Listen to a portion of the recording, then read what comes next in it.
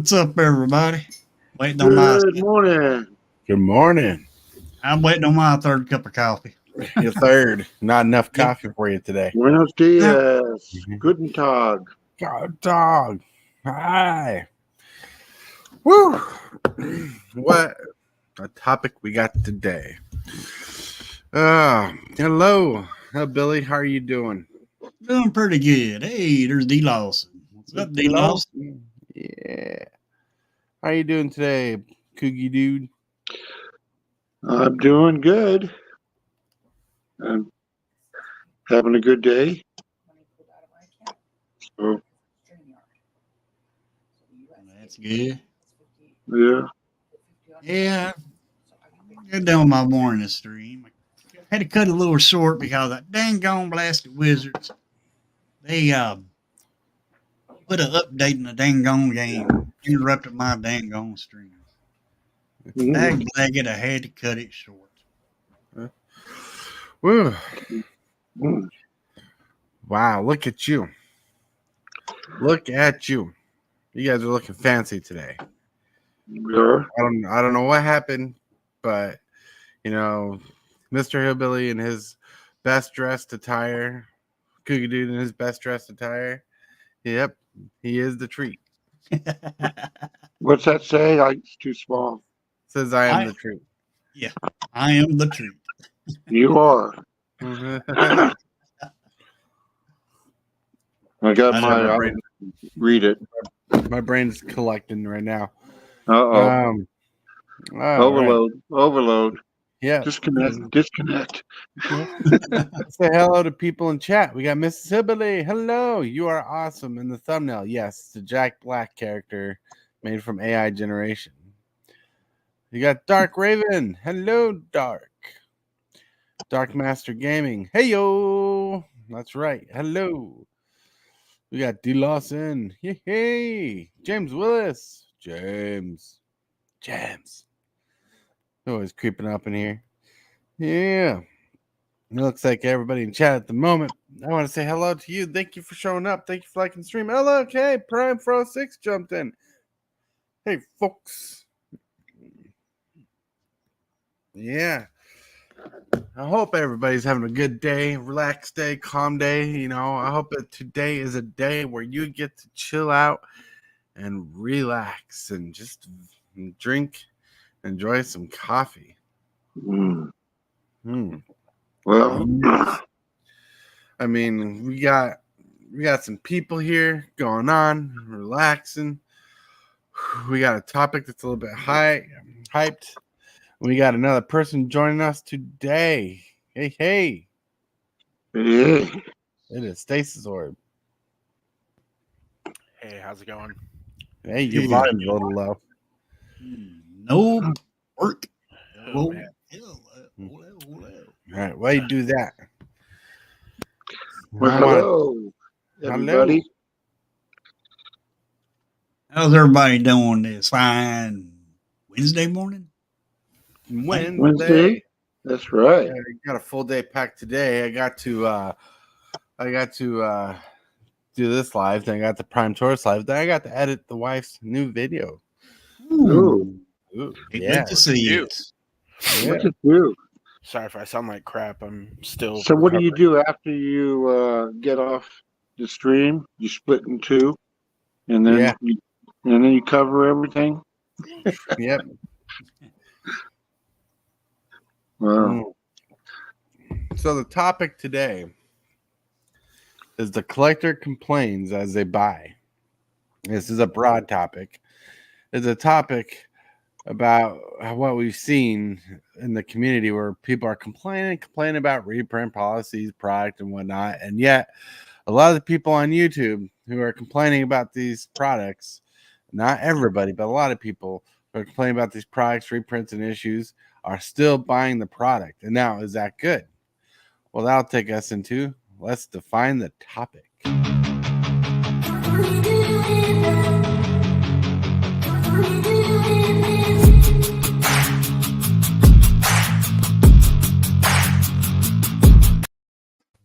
Woo! Hello. So, I want to define the topic of the collector complains as they buy is it right for them to complain about the problems that they're seeing and buying the product they're complaining about? Yes. I mean, to me, it's like if I decided to talk bad about Burger King as you watch me eating a Whopper, is that the message we're supposed to send? Nope. Yeah. All right. Well, my thought on that is that people who collect stuff, and then when they get what they bought, and it's not to their perfection, and then they go back and buy another one, they're hoping the next one they buy will be in great condition, and stand up to their standards. Right. Where it needs me. All right.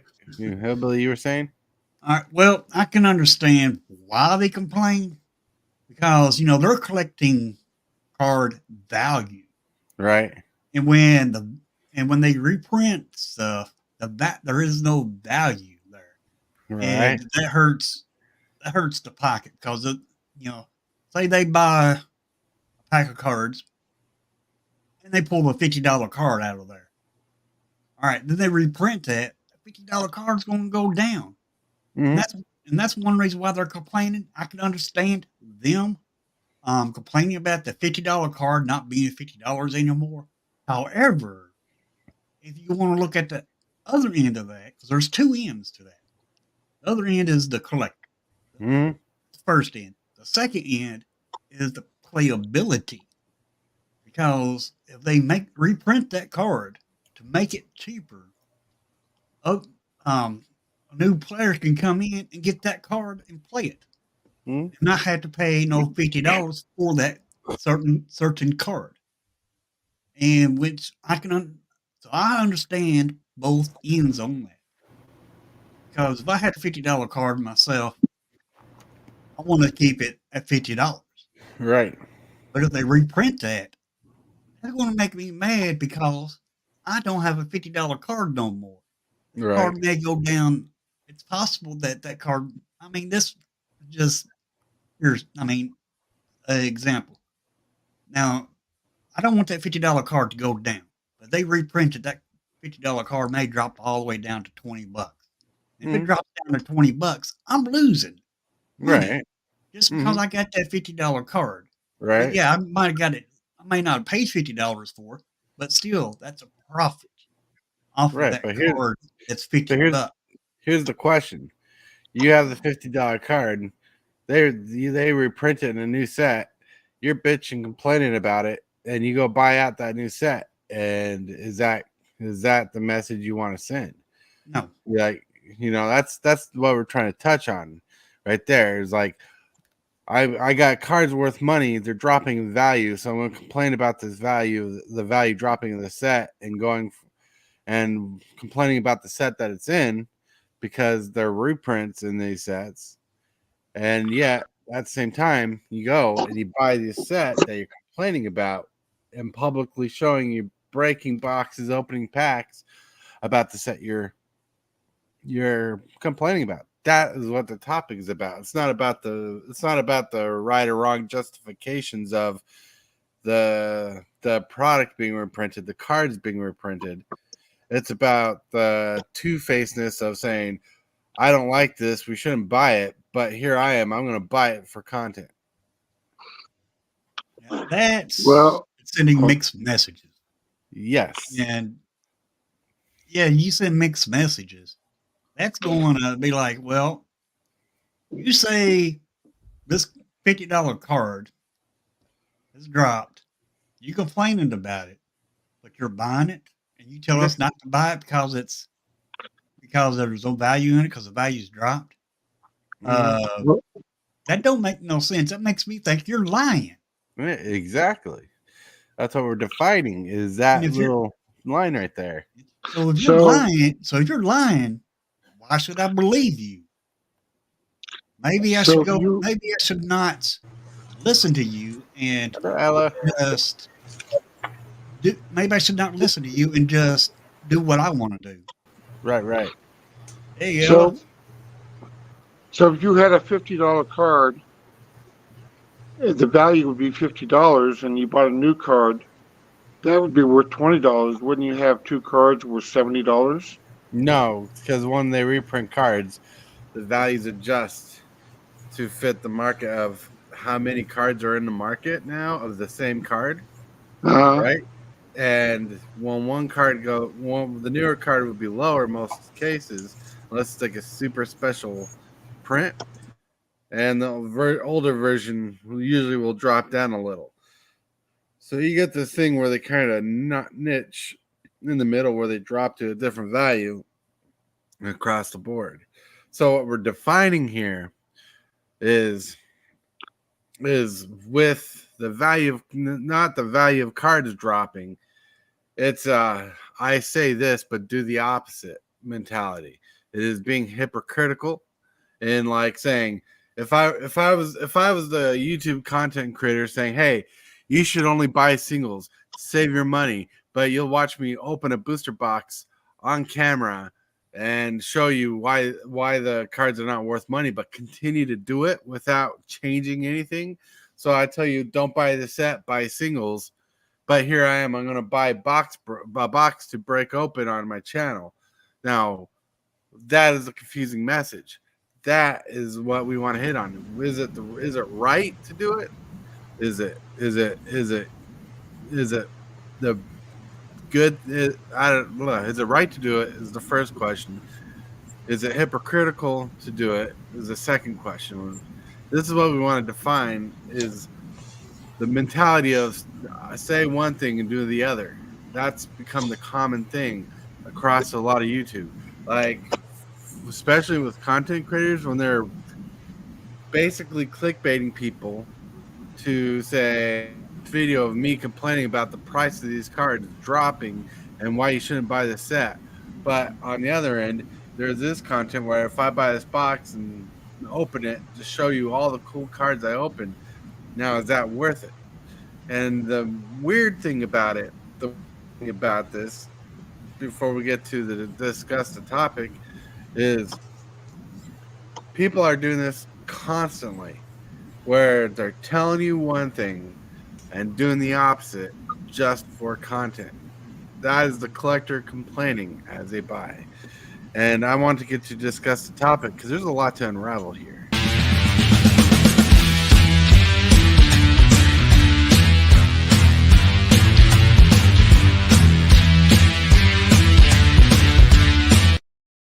Woo! And hello, Ella.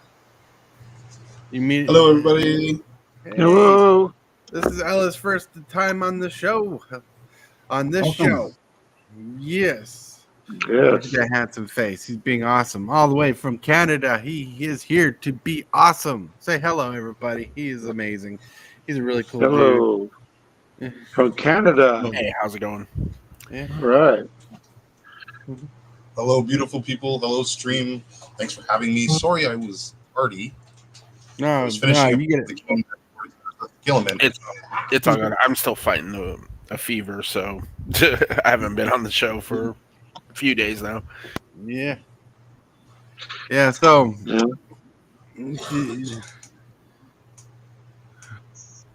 all right, James, we'll catch you later. So the topic we've been talking about, and I think you caught it in the right time to catch it, is like, was the two-facedness of the community the right thing to do? Like yesterday, I made a short saying I don't understand collectors right now where they're complaining about this product, but they're buying the product, and they're trying to send a message out to the world, don't buy this product, but they're doing the same kind of thing where they're like, don't buy the product, but watch me open this product I bought. You know, that makes no sense. I mean, in the community before, we had a similar conversation with one of our big heads in the community about how the whole premise of the show we were watching were complaining about the product, but then this person was trying to sling the same product and sell it to people who watched the show. And the mixed messaging is very confusing. Yeah. Well, if you're a collector and then the product out there is not good, then your point super fast is stop collecting and find something else to do. If you're going to complain about the product, why waste your hard-earned dollars on something you don't like? I mean, That's a good question. So there's two topics here that are two double-edged swords that you're talking about here.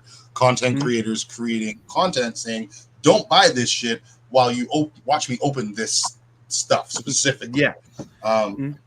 That on that sword, I'm a brand new collector. I just got into TCGs like properly less than a year ago. Right.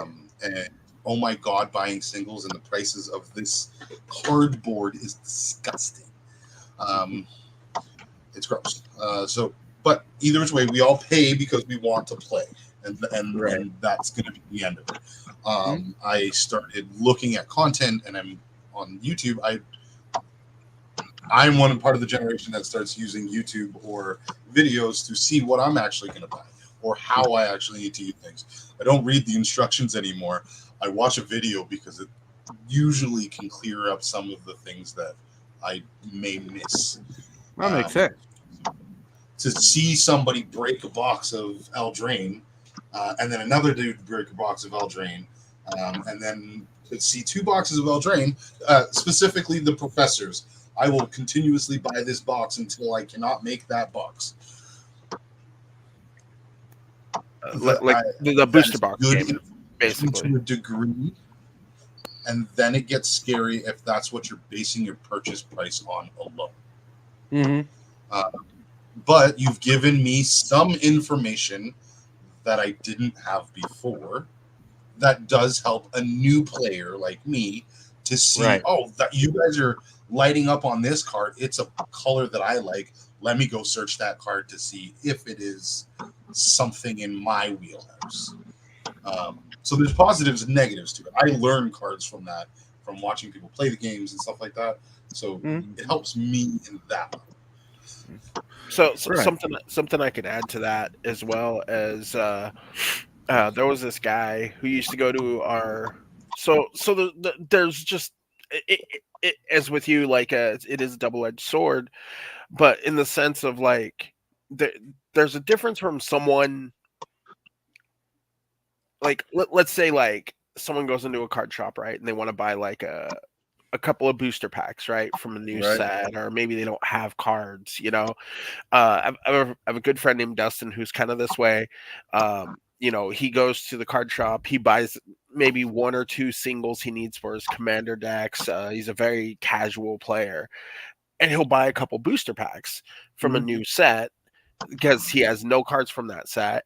And then he'll open up those booster packs and just be stoked about like, oh, look at all these cool cards. Like, I didn't even know these cards existed or whatever, blah, blah, blah, blah. And that's awesome. And I think that's the way you should, like, if you were asked me, that's how you should play Magic. That's how you should be, you know. But then you have players that go in and buy a booster pack hoping to hit something. It's like gambling basically to them. They'll open up a pack and then they'll open up like let's say like a $20 card, and then they'll like, oh, can I trade this in for, you know, X amount of more booster packs? And then they'll buy like, you know, X more, and then they'll sit there and they'll just keep trying to like nickel and dime it until they, you know, get another $20 card. But more times than not, that realistically it's not going to happen, because this is how booster packs are. And then they just leave, you know, no excitement, no nothing, you know. They're just like, oh, and then they, you know, they're not going to use those cards, you know, the commons and uncommons that they got. And it's just like that. There you go. There's two types of people that no, you're right. Way. There's that edge blade. I feel like like there's two types of people at the casino. Like one of the things I remember in card shop life is people going on the gambling aspect of, or a gambling feeling of, if they hit or miss, it's gonna like choose their day. And you know, people buy packs just to see if they pull value or not, instead of pulling game pieces. Then you had the mentality of people who went into the game, they open a pack and they'd be like, well, there's no good cards in this pack, even though there's probably a couple playables. But since nothing was worth a lot of money or anything, they trashed it. And I think that mentality carries in to the collectors, because I think somewhere along the line, collectors of Magic the Gathering started thinking that they're investors. Like there's like some investment quality. Well, if I buy this, my investment return should come in through and should build and gain value. Where being a collector and investor are really two different things that separate that are separate. But I think somehow the mentality like fused somehow like, well, Magic's a game I can make money on. Then that's where the reprint policy is coming on. But is there like some sense of hope or something will change with people complaining about this product? Because that's the main consensus is this product has reprints in it. It's diminishing the value of cards that are worth money. But then after complaining about the product, going in, cashing on the product to hope to pull these diminishing cards because it's still worth money to pull value from a set. Now, that is like a very careful saying that the way that I was saying it, because I'm trying to understand the process of saying, let's not eat Burger King while you watch me eat a Whopper. You know, it's the best thing I got to say. I love Burger King and I'm kind of craving it. It's only worth the amount of money you're willing to pay for it. Oh, yeah. Yeah, exactly. You know, I mean, if you enjoy the game, play the game. Well, I love playing the As game. as far as collecting, Magic is not actually meant to collect. It's meant to play. That's what that's the way I take it. Yep. Well, Magic the Gathering is supposed to be a collectible card game, which does not insinuate value, but it's supposed to be collectible, like you can trade and collect. Value is just inherent to the game. But it's also a game to be played, because why go through the whole process of designing game pieces? Well, I mean, that's like, I understand where you're coming from, Hillbilly. Because like, if you go back to like Magic's origins, the guy who created, Richard Garfield. Richard Garfield, he was a math teacher who wanted to teach his students basic math, right? So he designed this game, and his students absolutely loved it and helped them, become what it is today. Mm. There was no intention. I doubt even remotely close to even those kids that helped him, turn it into a game were even thinking about, oh, this is a collectible card game. No, Right. It really wasn't. It was just to teach people basic math. Like that's what he was trying to teach. So it wasn't a collectible. Like he didn't expect it. I imagine if you probably ask him, I'm pretty sure he'd be like, oh, I would have never thought that Magic the Gathering was going to be this big. It was just unexpected. So I think if you go back to its roots, it definitely was like you play the game to play the game. There's nothing that, regardless of what you value cards or anything like that. And I think that's kind of what Wizards of the Coast is kind of like reflecting on. It's like the value of a card is the value of a card because the community is willing to pay that amount for it. Because Wizards of the Coast doesn't, they're not setting the prices for any singles. Right. No, they're not. So it's just, you play the game, play the.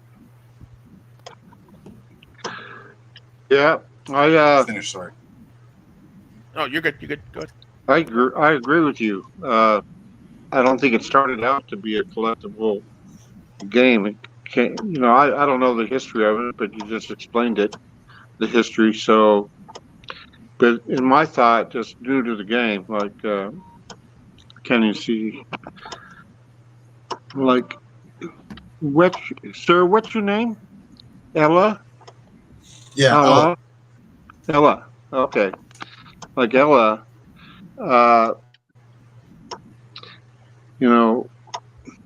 we wouldn't get into the game to collect it. I mean, that's not why I'm getting into the game to collect it. I'm just getting into the game to play it. Right. So But But that brings a different level because I play Magic primarily. I collect Pokemon primarily. I yeah, do play Pokemon primarily. I like seeing those full binders with all of the cards in it. I still do play my hands, but I still do go after a complete set in Pokemon. oh, okay. And both ways of enjoying our TCGs are trading card games because it's in the name for both. It's trading and game. Right. It, Right. it's a valid way of collecting and or playing, or both sides. All right. Okay, yeah. First of all, I want to say hi to Prime Fro 6 for dropping in.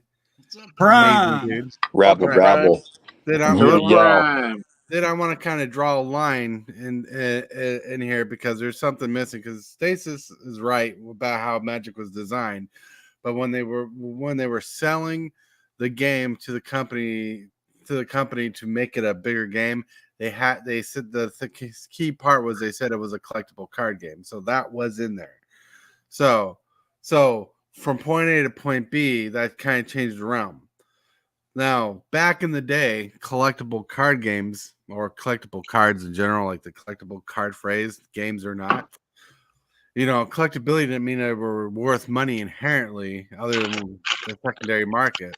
Collectible means you can collect this collection, you can collect this kind of thing, you can collect them all, you can collect a certain amount or the certain thing, and so back then, that's kind of how it was. Like I said, somewhere down the line, we somehow got investing and collecting and mixed into two, even though they're two different things.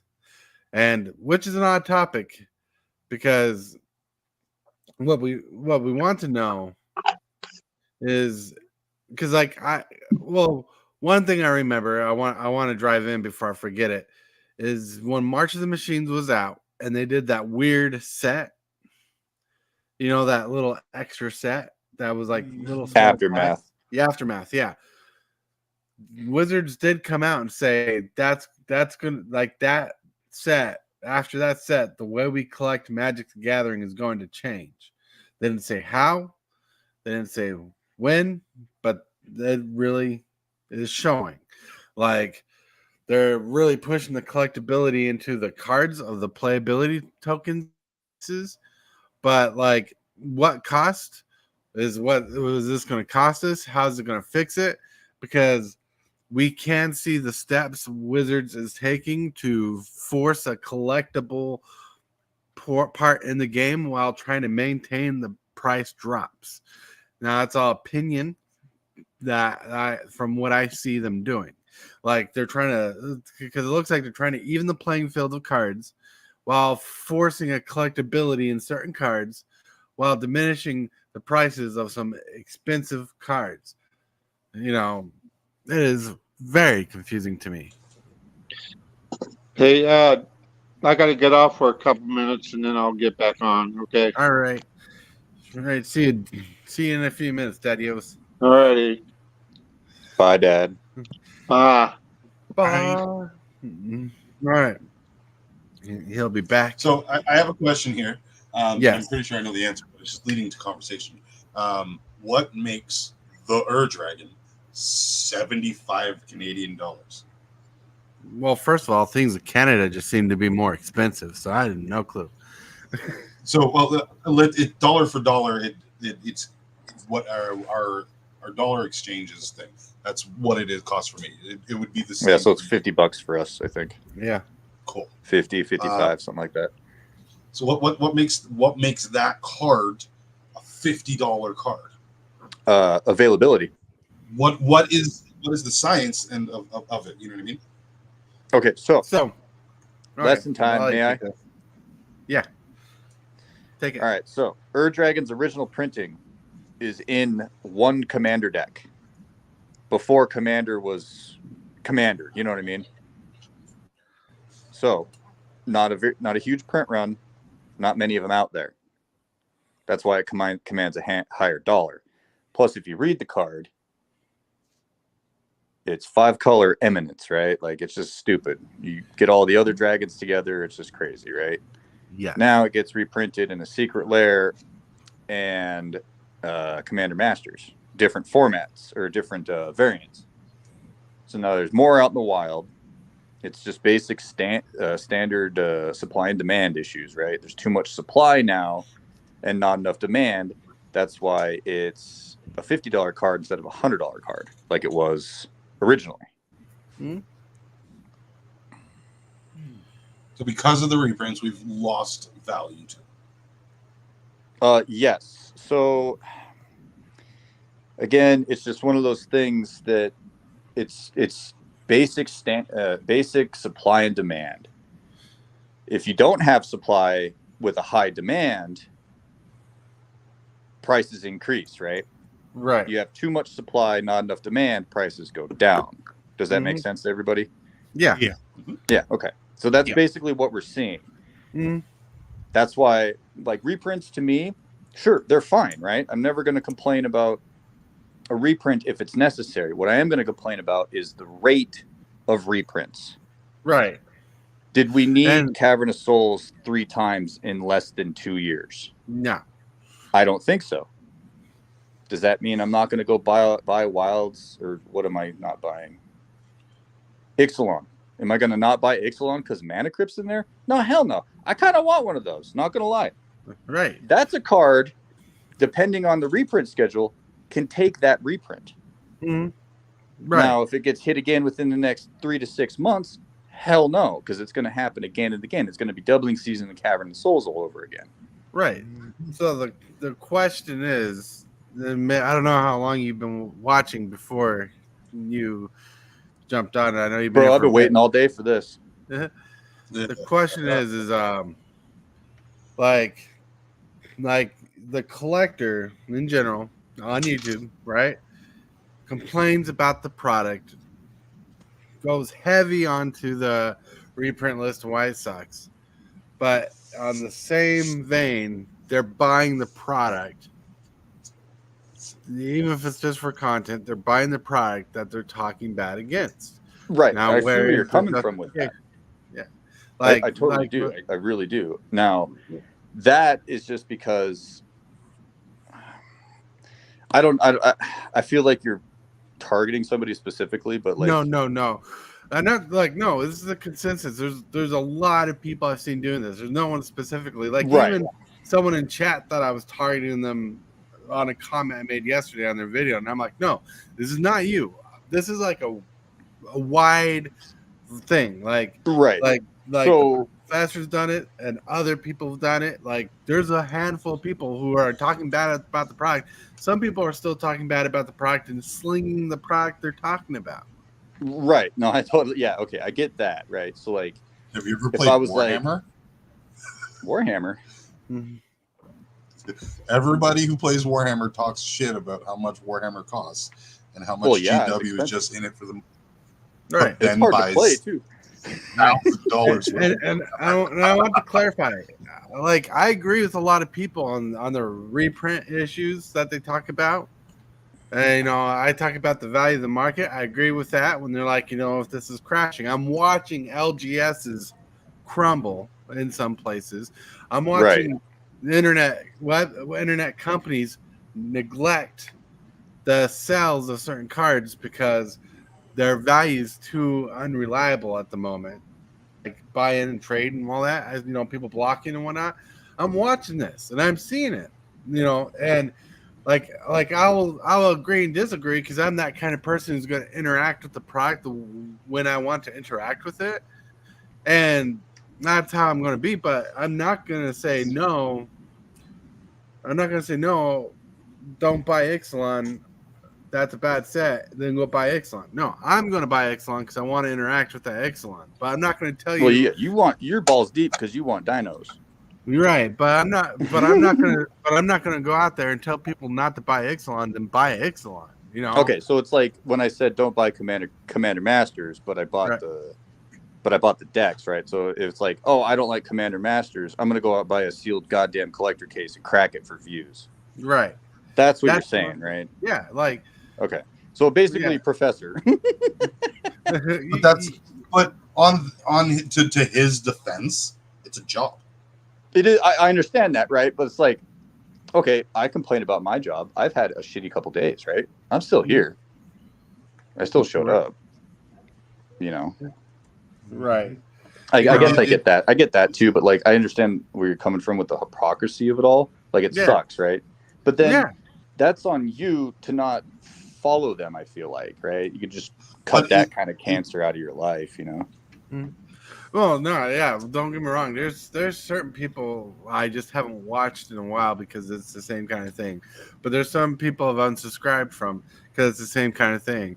You know, like Dual Brain. I love his content, and just for shits and giggles, and the fact that I have a different belief system than of him on Magic, I will comment on his video my thoughts just to get the interaction out of it because him and I we're like this when it comes to brain. We're like connected when it comes to brainwaves. And he doesn't realize it because I'm always pushing against his brainwaves with my ideology because I'm still in the set where magic should be cheap, like in general, where reprints. I like reprints in general, but I agree with a lot of what he's saying because I'm seeing the facts of what he's saying. Like I'm seeing the things that he's saying. I'm like, there's nothing wrong with this, but still, the biggest thing I see, and this is kind of diverting, but the biggest thing I see in the collector's industry is it's evolving if we like it or not. The way we collect magic is evolving. And if we, the only thing we can do is we can either evolve or adapt to the change or rebel accordingly. And yesterday, I made a short and I shared it with Dual Brain himself because I'm trying to express what I don't get. Like he thinks I think he buys new product when I never see him open new. Like I'm not I have eyes, I can see that what he's doing, right? Do you? And I'm only saying that because in defense. You got two But of them? like you're right, two of them. But like but what I don't get, you know, what was it? What I don't get is not only is people bitching about the product, then buying the product for views, but you know, why are they like why are these people stop like why are people sending the viewer the message and not the company? You know, if you're trying to send the company a message, the only thing you can do, and I hate to say this word, but it's the truth, is you got to boycott the company on the product you do not like. You know, because what Wizards cares about is sells. You know, if this sells good, we're going to do it again. If it doesn't sell so good, well, why should we do it again? We'll probably do it again. Probably. But you know what I'm saying? Like it's like the focus on who you're talking to as a collector on YouTube is not correct. Okay, so the game, the trading card aspect of the game was intended to me grab my binder and put my binder in front of you, and me take Right. your binder and put it in front of me. And we look Right. at those cards and be like, I want this guy, and you want this guy. Right. That's a fair deal. Swap. Right? Mm-hmm. How many of us trade like that anymore? Since we I do. not 10 years old. I do. I do too. That's Yeah, the there, thing, there, though, right? there was. Like, There, I well, feel like I'm a hybrid of everything, right? I play, Yeah. I got a trade binder, I got a wall of shit, I've got a top loader binder with all the fancy shit, I've got graded stuff, I've got sealed that I might open, might not open. And I've got, how many decks do I have now? Pushing 30, I think. Mm. need more. And that's Not just enough. from the last Not enough. 4 years of my life, not my whole life. It's quite a bit. But that But that there- will your there- reprints and the cost of the cards become buying your packs at Wizards price and then trading for fun. Once you put a value to it, all of these arguments start. It's true. Because, like, think about this, right? If you buy a booster pack, right? $3 and whatever, $4, whatever it is you pay for them. And someone else buys a $4 booster pack, right? And you open up a $20 rare and they open up a 50-cent rare, if you were to trade your $20 rare for his 50-cent rare, you both paid the same price. There's no difference in how much value went into each card. Like you just, I mean, there was a time back when Magic first came out where people were trading Black Lotuses for Sarah Angel because Sarah Angel was the most powerful card in the game during that time. Right. Now you think about that trade today, you're like, oh my God, you're out of your mind. But that was a legit trade. You would trade Black Lotuses for Sarah Angels and Shivan Dragons. Those were like the two bombiest cards you could possibly have in the format. Right. But Oh yeah. If your deck that you're building, there's more value to your 20, that him having that 20-cent card. I need it for my deck that is going to take my deck over the top. That $20 card, I don't even have that color in any of my decks. What's that 20 card value? Yeah, exactly. Yeah, and Derek's been on that side. I opened up a Cytoplasm Manipulator. He opened up a $20 dual land, and the Cytoplasm Manipulator was probably like a 10-cent card, and Derek's like, trade me that right now. I'll give you this land. And I was just like, okay. It's just like it's just like he regrets it, And what y'all are talking about now is wants. Wants used to be something in Magic. Well, the collector ability though, there is no wants. They want the expensive cards more than that 50-cent card, Right. and it ain't like that no more. Collector value. I mean, yeah, you used to be able to, do your wants, trade a little $20 card for a 50-cent card, just because you want it. But you don't hardly see that anymore. It's now value. Mm-hmm.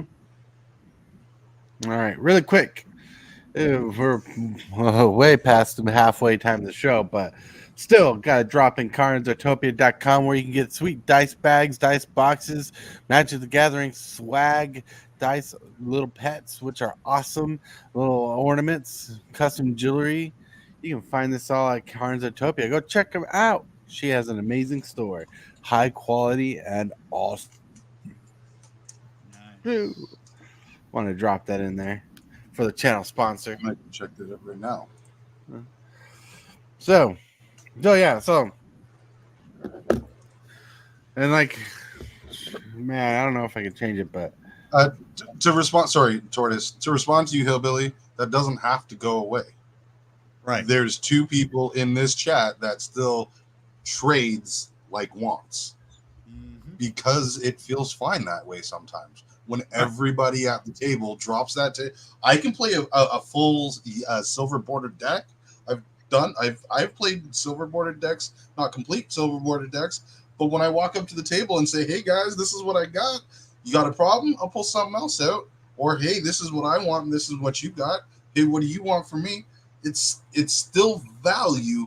And my 6-year-old's a collector, and that's how she trades. She doesn't know what a dollar is. She can't. Go ahead. There is value there. There's personal value because of the wants. It still works though. It still works out, and if we're able to leave value, and remember that I paid $7 for that pack, and you paid $7 for that pack,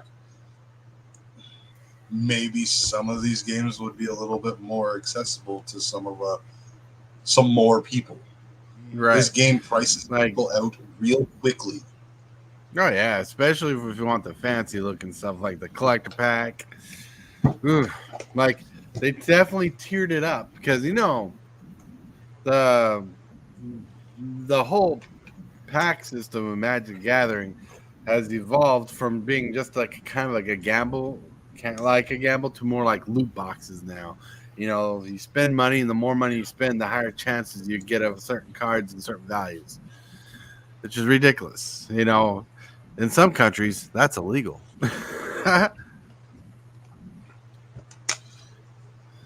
So Tortoise, you played this group hug deck the other day? Yeah. You know, this deck on Mox Field says it's $200 and something. Ooh. It cost me probably $200 to buy my printer, Yeah. and I found a bunch of free cards in a box. Nice. And was able to make play. Nice. I made it accessible again. This isn't tradable, Right. but it still makes everybody able to play. Right. Like the proxy end. Yeah. $200 for a printer. And then and you get to tip everybody when they see your Pokemon cards playing. Nice. That's awesome. Gotta catch them all. Woo. Well, go ahead. oh yeah. Well, you know, playing the game is what makes the game so fun. What else puts it down? Hold on. I was trying to read a comment. So write the names of cards on lands. There you go. You can play the cards. Yep. That's what we used to do when we were kids. Remember when we used to play with cards on the sidewalk without sleeves? You remember? I remember. I remember scraping the backs of Magic cards. They took a pounding. Well, so you take your basics and you write, this is a Bayou on it, or this is Force of Will. Do you remember what that does? No, but I know it counters stuff. Right. There was this so back when I used to work at a card shop, I used to work at Game Grid for a little bit there, but there was these two these two kids or whatever. They were like good friends or whatever it was, and they decided to split a booster box. And we're like, hey, we're each gonna buy a booster box. And I was like, okay, and whatever. I gave them the price, and they're like, but they were discussing what the rules were or whatever to splitting the box to make it fair. And so the one kid goes, I want all the mythics and the rares, and you can have all the commons and uncommons. And the kid's like, okay, that sounds like a deal. And Wow. I'm just sitting here like, okay. I was like, that does not, but whatever. But I was like, what about foils? And they're like, oh, he can have all the foils too. I was like, okay, I guess that hopefully you open up something worth it. Mm-hmm. Wow. Wow. You know, I'm speechless on that. Well, in a way, it makes sense. I mean, the kid is getting the commons and uncommons, the foils are getting the bulk of the box. Like, that's still a lot of cards. Still a lot of cheddar and cardboard. True. Yeah, where the other kid gets basically 30. I'm still doing it. 32 cards. Yep.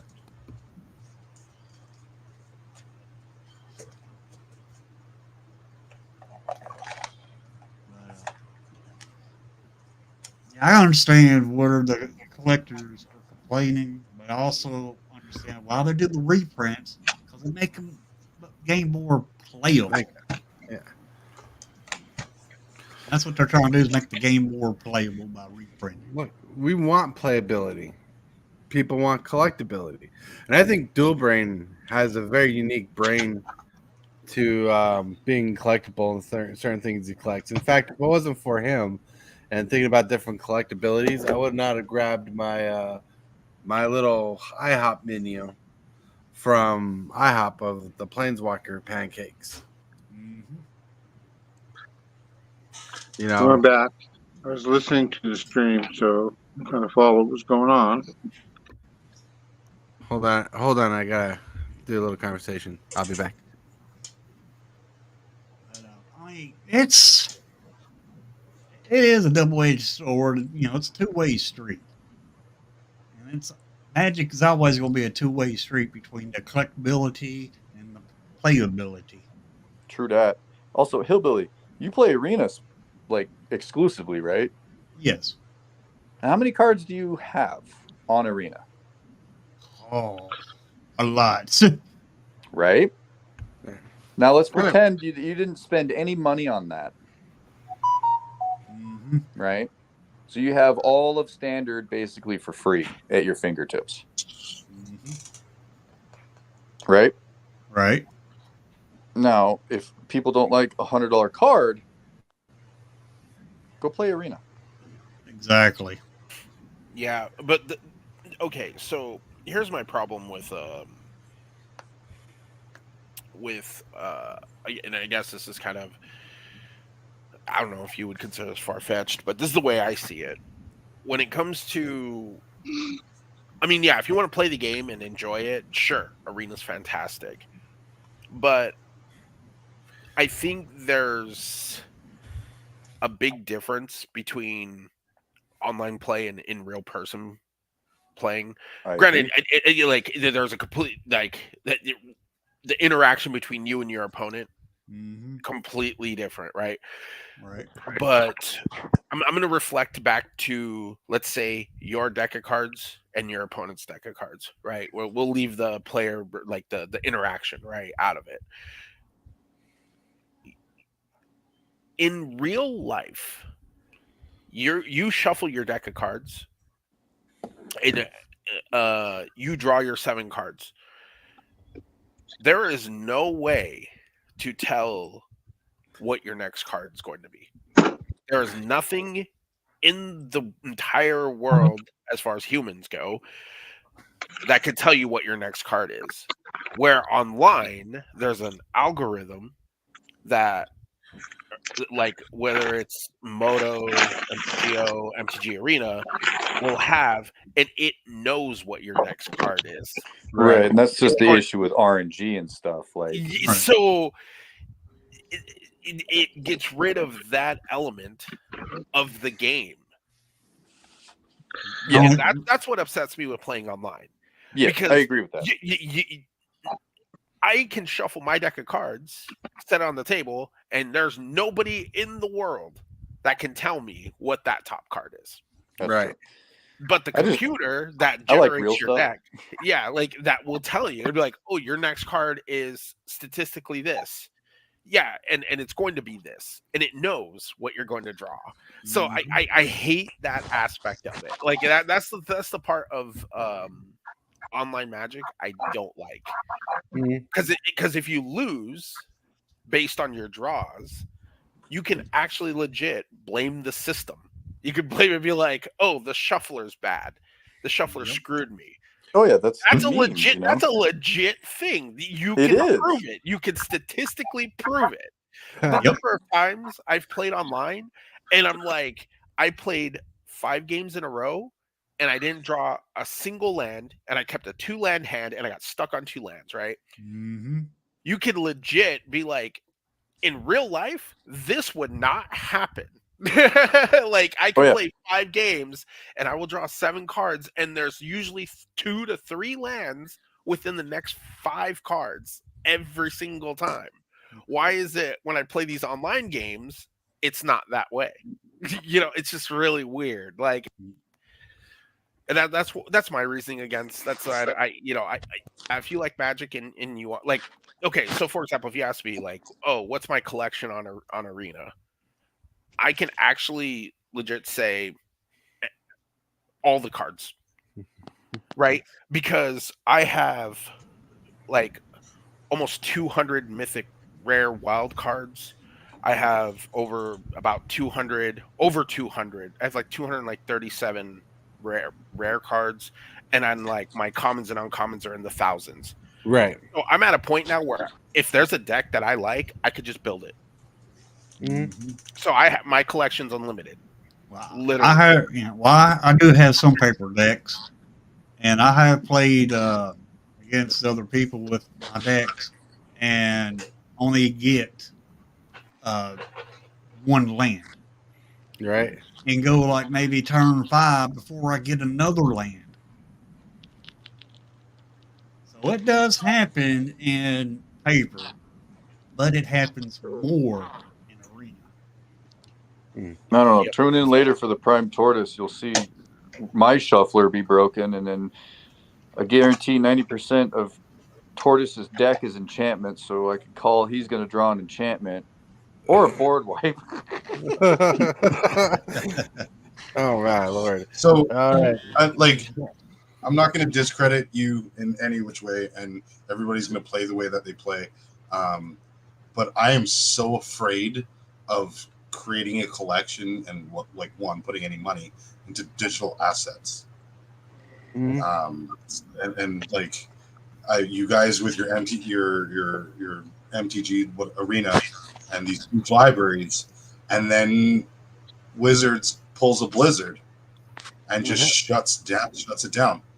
There goes thousands of dollars in digital assets that you can't even be like, all right, boys, send me the cards. Yep, they won't.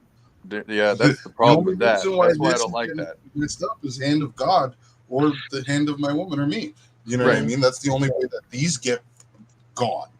But if Wizards of the Coast says, we're shutting down Arena. Sorry, guys, we're not doing anything else. And here's no refund. You spent thousands of dollars for nothing. I hope you enjoyed. Bye.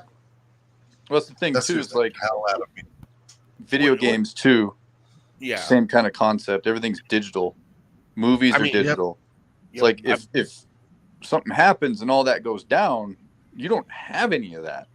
Right. It's all wasted money, right? That's why I kind of still like buying hard copies of movies or games or books or anything physical. Let's get physical. Oh god, I heard that song. Oh god, I hate that song. Dance, Ella, dance. So bad. Get jiggy with it. Because my nah. Oh,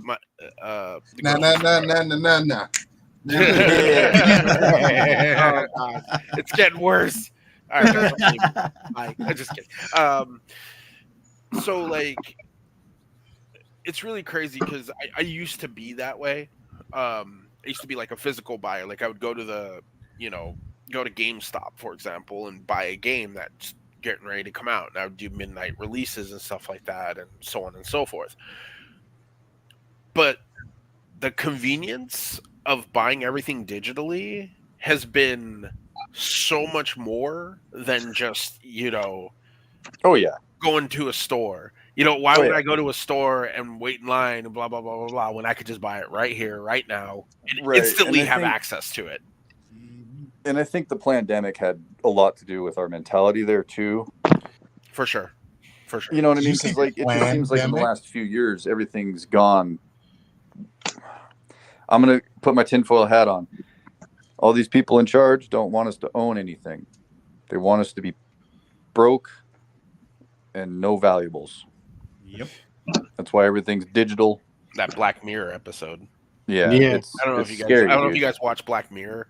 Oh yeah. There's an episode where they live in pretty much a digital world, but it's like, you know what I'm talking about? The one where he's like, you earn points by exercising, and he's like riding a bike.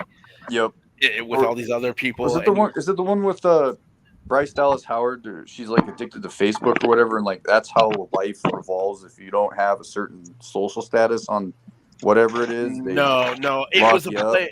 It was a play on this. He basically he rides a bike to earn points, and you can trade those points in to be part of other shows, basically. And the talent show was one of them, and then he goes up on stage and he threatens to kill himself with a piece of glass, and then they're like, I remember, we like you.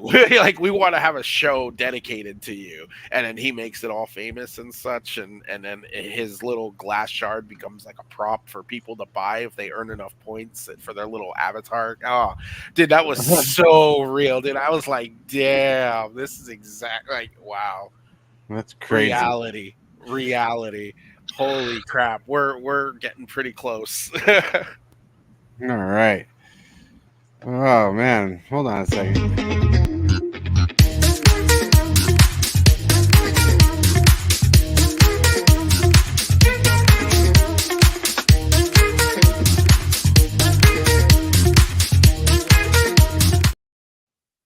Okay, we've stumbled into open forum where you chit-chat about anything relaxed as we wind down, because in a few minutes we're going to be closing the stream. This is where we can just let the topic just roll off our backs. Oh, for sure. For sure. Yeah. I understand what you're all saying about Arena and Magic, Magic the Gathering online. I understand all that. You're right. They could do that, and that would screw me out of playing Magic. That'd make me not play Magic at all. I'm a standard player, and the only way I can play standard is Arena. My OGS does not mess with standard. So Look at this. How about this? And I think we can all relate to this. If Magic the Gathering gets removed tomorrow, completely destroyed, you know how many years of useless information I have? that's true. That would suck. But you know how many cards you have that you can still play the game and remember it? It's true. It's true. That's why.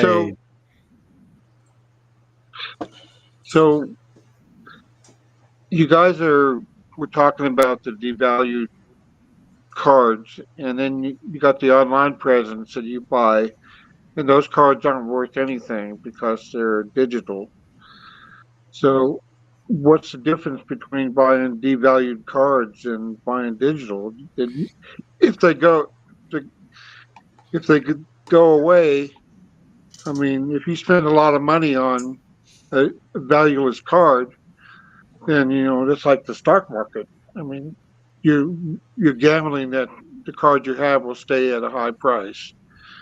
But the digital cards have no price. Is that right? No. Billy? No. Digital cards are not worth nothing. They're not physical cards. It depends. It really does. Because if you're talking about Arena, no value in cards is not there at all. No value whatsoever. But there's a cost to the cards that you can use with monetary money. Yes, you can. So, okay, this is kind of a crazy thing, because I guess if you were to put a value per se on Arena, I would say your value of your account per se, because you obviously have to have an account, is determined by the number of wild cards you have. Because, for example, on Arena, I have 100 and something mythic rare wild cards.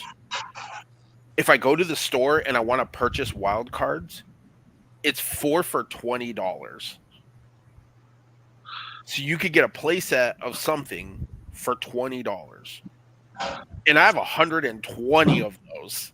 So if I were to put a value on my account, I would probably base it off of that.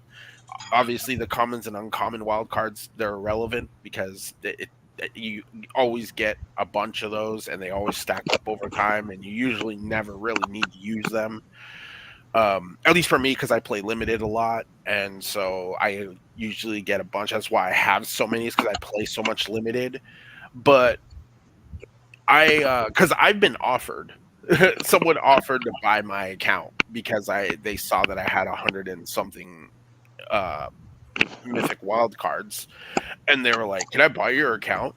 And I was just like, "No." Like, $1 million. so like, what?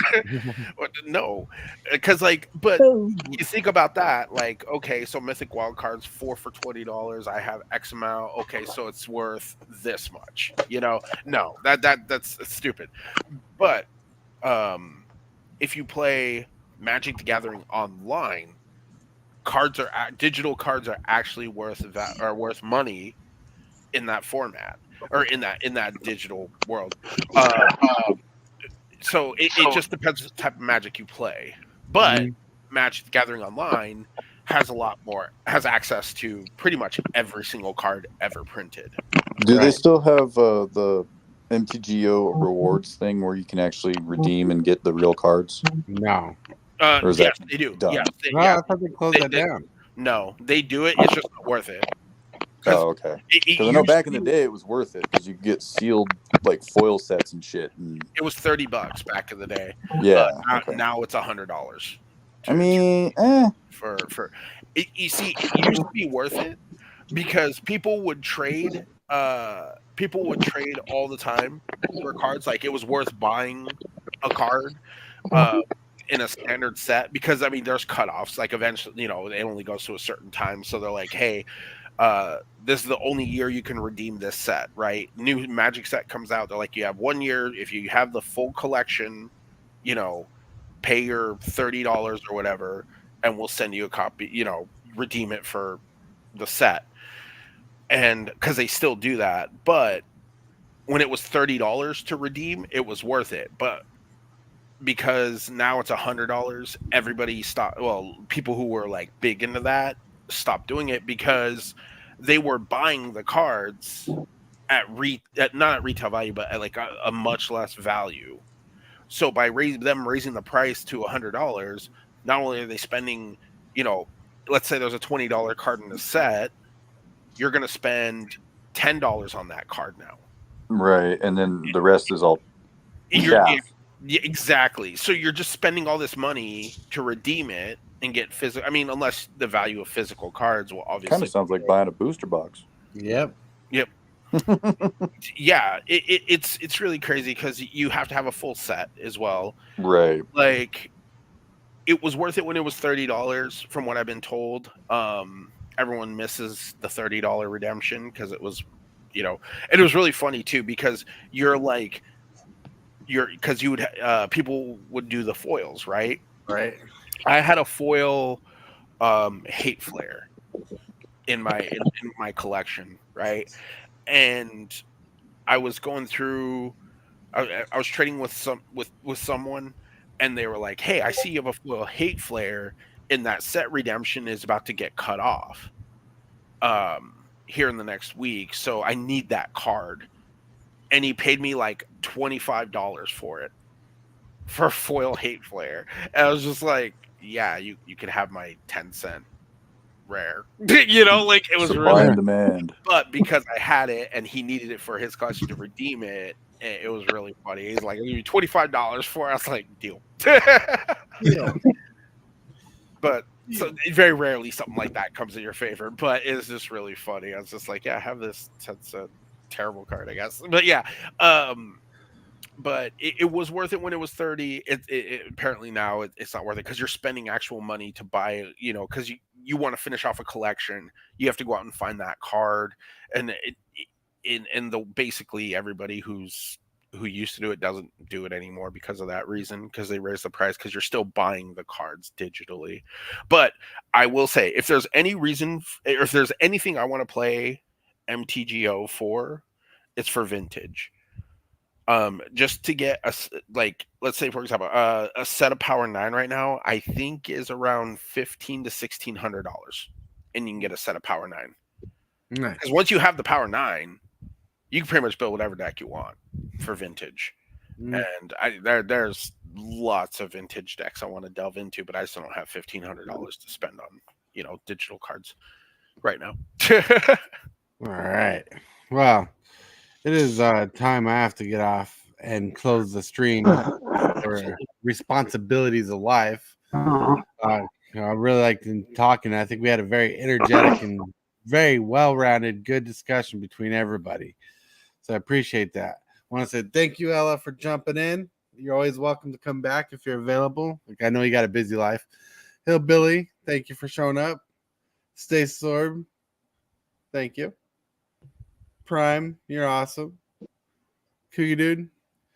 And it's time for me to Zip the shit up. Frank, hush. Okay.